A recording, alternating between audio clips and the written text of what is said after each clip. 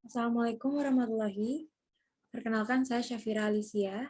Saat ini saya akan mempresentasikan hasil tugas saya dengan tema kebijakan pemerintah dalam penanggulangan dan pencegahan merebaknya virus Omikron.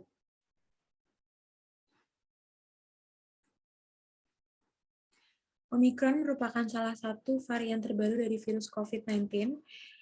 Hingga saat ini tidak tahu pasti di mana Omikron berevolusi dan dalam keadaan seperti apa, namun diketahui masyarakat saat ini bahwa varian baru itu pertama kali muncul di dunia dilaporkan ke Organisasi Kesehatan Dunia atau WHO dari Afrika Selatan. Kemudian virus tersebut masuk ke Indonesia, kemungkinan besar kasus pertama Omikron adalah warga negara Indonesia dengan inisial TF berusia 21 tahun yang tiba dari Nigeria pada tanggal 27 November 2021.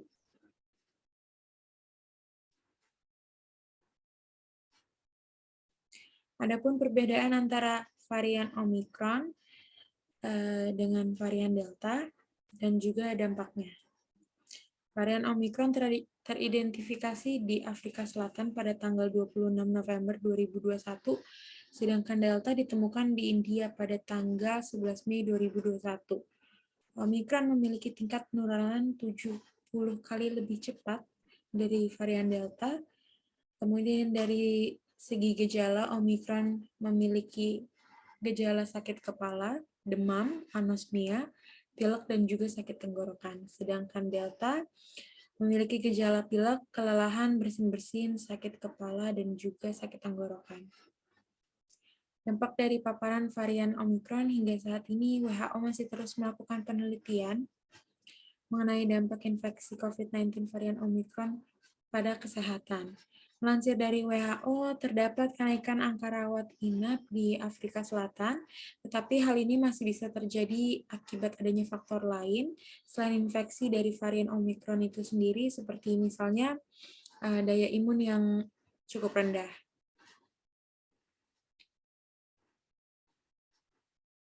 Jumlah kasus penyebaran Omikron di Indonesia berevolusi sangat cepat, bahkan lebih cepat dari dari varian sebelumnya, yaitu Delta. Namun berbeda dengan saat sedang maraknya varian Delta, saat Omikron sudah masuk dan berevolusi di Indonesia, yang dimana ditemukannya pun di akhir tahun 2001 menuju 2022, justru liburan Natal dan Tahun Baru tersebut tetap dilaksanakan oleh masyarakat, seperti tidak sedang terjadi apa-apa, dan pemerintah pun tidak memperketat aturan, padahal Omikron sudah berada di Indonesia. Sedangkan pada varian sebelumnya, seperti Delta, semua kegiatan libur seperti Tahun Baru, Natal, Idul Fitri, dan lain-lain ditiadakan untuk mencegah penyebaran. Hal ini menjadi salah satu kontradiksi, dikarenakan dapat meningkatkan penyebaran Omikron itu sendiri.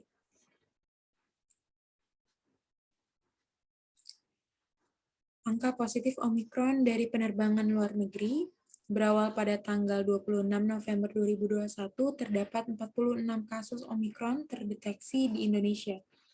15 orang diantaranya merupakan pelaku perjalanan dari luar negeri, tepatnya dari Turki.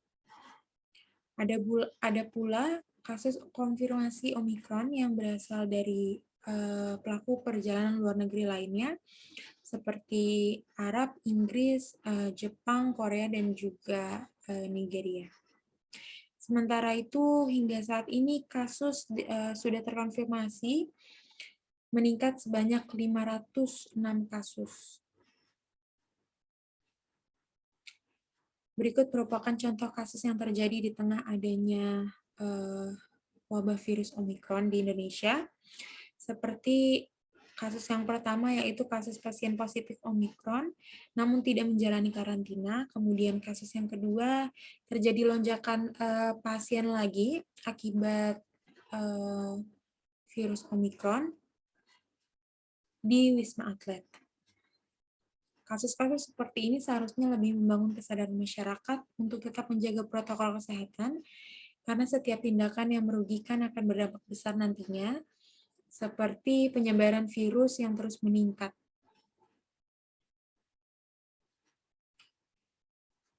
Lalu apa saja kebijakan pemerintah yang sudah dilakukan dalam menanggulangi Omikron? Antara lain, yang pertama mewajibkan WNI menjalani karantina selama 10-15 hari apabila setelah melakukan bepergian dari luar negeri. Kemudian yang kedua, melakukan evaluasi negara yang dibatasi secara berkala. Lalu yang terakhir, pembatasan warga negara asing dari negara atau suatu wilayah yang sudah memiliki transmisi kasus Omikron.